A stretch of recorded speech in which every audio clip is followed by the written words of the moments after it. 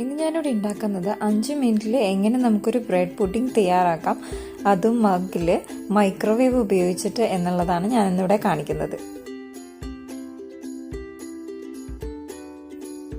അപ്പോൾ നമ്മുടെ പുഡിംഗ് ഉണ്ടാക്കാൻ വേണ്ടിയിട്ട് ഞാനിവിടെ ഒരു മഗ് എടുത്തിട്ടുണ്ട്, മീഡിയം സൈസിൽ.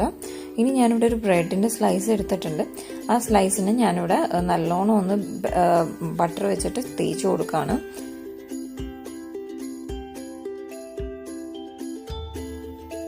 ഞാനിവിടെ ഒരു മീഡിയം സൈസ് മഗ്ഗാണ് എടുത്തിരിക്കുന്നത്. ഇനി ഇതിനെ നമുക്കൊന്ന് ക്യൂബ് ഷേപ്പിലോട്ട് കട്ട് ചെയ്തെടുക്കാം. കാരണം നമ്മൾ ഇത് ഉണ്ടാക്കുമ്പോൾ എന്താ വെച്ചിട്ടുണ്ടെങ്കിൽ ആവുമ്പോൾ അത് ഒത്തിരി പൊന്തുമ്പോൾ അത് പുറത്തോട്ട് വരാതിരിക്കാൻ വേണ്ടിയിട്ടാണ് ഞാൻ ഇത്തിരി വലിയ മഗ് എടുത്തിരിക്കുന്നത്.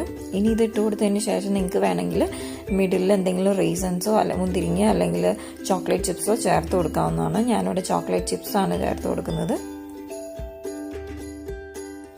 ഇല്ല, നിങ്ങൾക്ക് വേണമെന്നുണ്ടെങ്കിൽ ചോക്ലേറ്റ് ചിപ്സിന് പകരം നിങ്ങളുടെ കയ്യിലുള്ള ചോക്ലേറ്റ് ചേർത്ത് കൊടുക്കാവുന്നതാണ്. അതും നല്ല ടേസ്റ്റാണ്. അപ്പോൾ ഇനി ഇതിനുള്ള ബാറ്റർ നമുക്ക് തയ്യാറാക്കാം. ബാറ്റർ തയ്യാറാക്കാൻ വേണ്ടിയിട്ട് ഞാനിവിടെ ഒരു ബൗൾ എടുത്തിട്ടുണ്ട്. അതിലോട്ട് ഒരു മുട്ട പൊട്ടിച്ചിടുകയാണ്.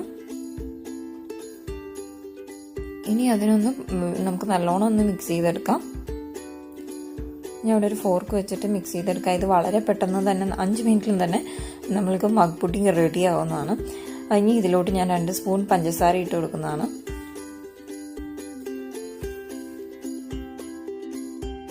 അതൊന്ന് നല്ലോണം മിക്സ് ചെയ്തെടുക്കാം. അതിനുശേഷം ഞാനിവിടെ കുറച്ച് ജാതിക്കേൻ്റെ പൊടി ഇട്ട് കൊടുക്കുന്നതാണ്. കാരണം അല്ലാന്നുണ്ടെങ്കിൽ മുട്ടേൻ്റെ ആ ഒരു ഫ്ലേവർ വരും ഭയങ്കരമായിട്ട്.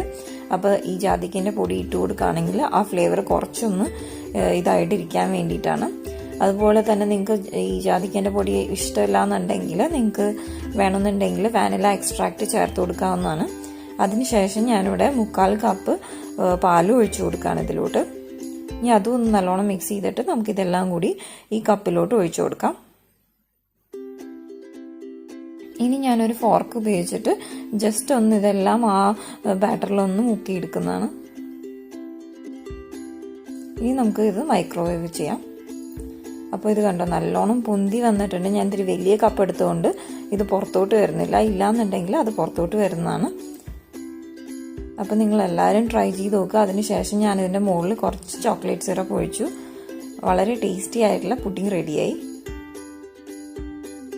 ബ്രെഡ് പുഡിംഗ് റെഡി ആയിട്ടുണ്ട് ഇവിടെ. അപ്പോൾ നിങ്ങളെല്ലാവരും ട്രൈ ചെയ്ത് നോക്കുക. നിങ്ങളുടെ വലിയ അഭിപ്രായങ്ങൾ കമൻറ്റ് രൂപത്തിൽ തന്നെ അറിയിക്കുക. ഇഷ്ടപ്പെട്ടിട്ടുണ്ടെങ്കിൽ എൻ്റെ ചാനലിനെ ലൈക്ക് സബ്സ്ക്രൈബും ചെയ്യുക. താങ്ക്